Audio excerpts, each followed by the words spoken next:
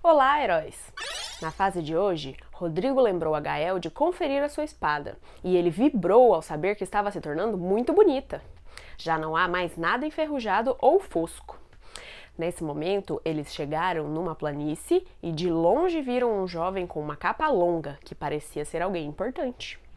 Gael, ansioso, perguntou: "Quem é essa pessoa?" Rodrigo respondeu: "Esse é José."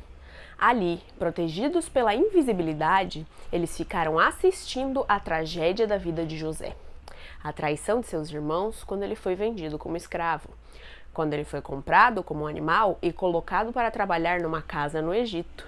Quando pensava que a vida estava melhorando, chegando à posição de mordomo daquela casa, ele foi pego novamente em uma armadilha por ser fiel a Deus e recusar os assédios de uma mulher casada, e foi jogado numa prisão.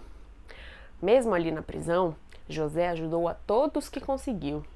A confiança dos responsáveis pela prisão em José foi tão grande que ele recebeu as chaves da prisão e nunca fugiu. Gael ouviu as promessas de soltura e ajuda feitas por outras pessoas para José, mas nada disso aconteceu. Indignado, Gael perguntou a Rodrigo: "Como o rei Mike permitiu isso? Ele não fez nada de errado."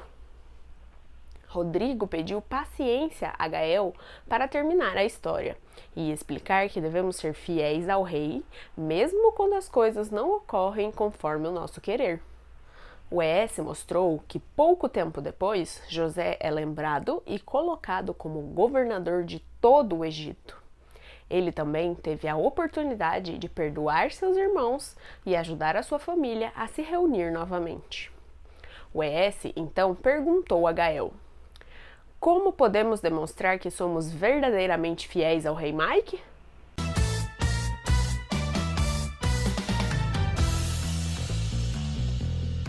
A história de José é uma das muitas histórias deixadas na Bíblia para servirem de exemplo e lição para nós.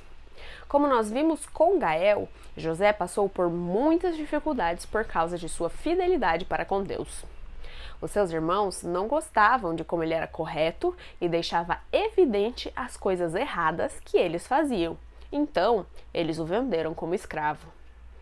Depois, quando a sua honestidade o fez crescer dentro da casa que ele servia como escravo, ele chamou a atenção da esposa do dono e, quando ele a recusou por ser fiel a Deus, ela o acusou de tentar atacá-la e ele foi jogado na prisão.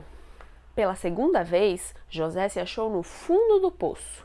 E pela segunda vez, através de sua fidelidade a Deus, ele se mostrou um homem honesto e foi confiado com coisas importantes. E a história de José terminou em um ponto alto, uma vez que ele se tornou governador do Egito e usou a sua fidelidade e seus dons de mordomia com a bênção de Deus para levar a salvação a uma nação e muitas outras pessoas da fome. O dicionário Michaelis define mordomia como o cargo ou funções de mordomo e define mordomo como administrador que distribui os afazeres de uma casa entre os empregados, ou aquele que administra bens de confrarias ou irmandades. Assim como José foi mordomo de seu senhor Potifar e depois mordomo ou governador do Egito inteiro, Deus quer que sejamos mordomos de tudo que existe na terra. O detalhe aqui é que mordomos não são os donos das coisas que eles administram, assim como a terra e tudo que há nela não são nossos, como nós podemos ver em Salmos 24, verso 1. Do Senhor é a terra e tudo que nela existe, o mundo e todos os que nele vivem. Também podemos ver em Salmos 50, versos 10 e 11. Pois todos os animais da floresta são meus, como são as cabeças de gado aos milhares nas colinas. Conheço todas as aves dos montes e cuido das criaturas do campo.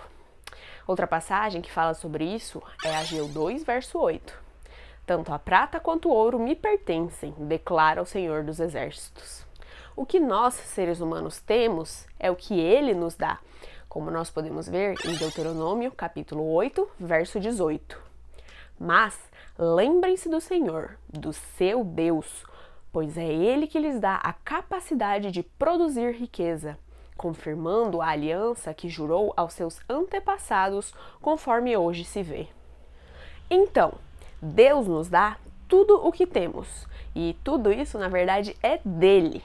Estamos apenas administrando para ele como seus mordomos.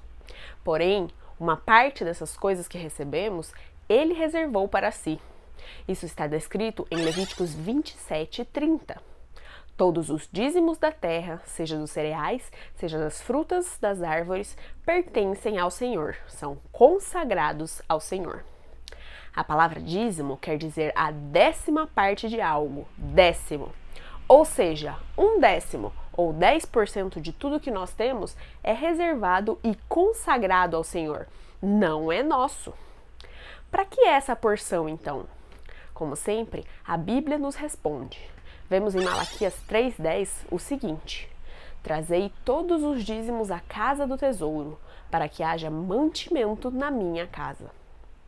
Nós também podemos observar isso em 1 Coríntios capítulo 9, versos 11, 13 e 14. Se entre vocês semeamos coisas espirituais, seria demais colhermos de vocês coisas materiais? Vocês não sabem que aqueles que trabalham no templo alimentam-se das coisas do templo, e os que servem diante do altar participam do que é oferecido no altar. Da mesma forma, o Senhor ordenou àqueles que pregam o Evangelho que vivam do Evangelho. Assim, com o dízimo, a Igreja de Deus tem fundos suficientes para a manutenção do seu ministério e para levar avante a pregação do Evangelho. Deus ordenou que a proclamação do Evangelho dependa dos esforços e ofertas de seu povo. Ele nos chama para que nos tornemos colaboradores altruístas da sua obra, oferecendo a ele voluntariamente nossos dízimos e ofertas. E as ofertas, diferente dos dízimos, não têm um valor fixo. Enquanto que os dízimos são sempre 10% do que recebemos, as ofertas, que são chamadas de ofertas voluntárias, representam a nossa gratidão a Deus por todas as suas bênçãos. Então são proporcionais ao quanto queremos agradecer. As ofertas são necessárias para construir, manter e operar as igrejas e para manter também a obra médico-missionária, demonstrando assim o significado prático do Evangelho. Os adventistas do 7º dia, então, adotaram o modelo bíblico levítico como método adequado para financiar a propagação do Evangelho em todo o mundo. Assim, de toda oferta que entra na igreja adventista, 60% desse valor são destinados à igreja local, onde a oferta foi recebida. 20% desses valores vão para a divisão sul-americana, onde esse valor é dividido em 70% para a associação, 18% para a união e 12% para a divisão. E os outros 20% da oferta original vão ser enviados para a Organização Mundial da Igreja, dos quais 85,4% vão para os projetos missionários em todo o mundo e 14,6% vão para os projetos especiais da lição da Escola Sabatina. Já dos dízimos recebidos pela Igreja, 2% são enviados para a Sete Mundial, 9% vão para a divisão, 9% também para a união, 71% para o campo local, 1,5% para a formação de pastores, 4% para as capelanias de escolas, 2% para a Rede Novo Tempo e 1% para a colportagem e os céus. Assim, vocês podem ver que tudo que a igreja recebe tem um destino certo e é administrado segundo os princípios bíblicos. A adoção do plano bíblico de mordomia é indispensável para a igreja, porque além de estarmos compartilhando com os nossos irmãos a bênção que recebemos de Deus, também estamos fornecendo meios para que a igreja sustente o ministério e consiga expandir o reino de Deus para os nossos vizinhos e também para os lugares mais distantes da terra. Mas a mordomia cristã é muito mais do que devolver dízimos e dar ofertas. Ela também se refere ao uso apropriado do nosso tempo, nossas oportunidades, nossas capacidades, nossas posses, as riquezas da terra que estão à nossa disposição e os recursos que o Senhor colocou sob nossos cuidados. O uso que fazemos dos nossos bens materiais também pode ser fonte de bênção para outras pessoas.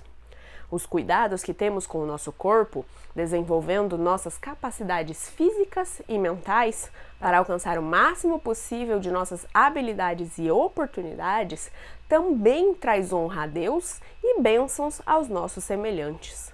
Os talentos e aptidões que temos também podem ser usados para dar glória a Deus e trazer bênçãos aos outros. O uso sábio do nosso tempo também é uma maneira de glorificar a Deus, especialmente no dia de sábado, que é o espaço de tempo separado para o Senhor. Através da mordomia, nós reconhecemos o direito de Deus sobre todas as coisas, desenvolvemos nosso amor pelo próximo e também trazemos bênçãos a nós e às pessoas que nos cercam. Sabendo de tudo isso, Gael decidiu ser fiel em tudo. E você, desbravador? Quer ser sábio mordomo do Senhor, entregando seu tempo, dons e bens para levar a mensagem do advento a todo mundo em nossa geração? Água pura, ar puro, luz solar, exercício físico, repouso, alimentação saudável, temperança e confiança em Deus. Para conseguir mais tiltro essa semana, estude sobre os 8 remédios naturais e prepare uma breve apresentação para seu clube. Nem todas as respostas quero eu saber.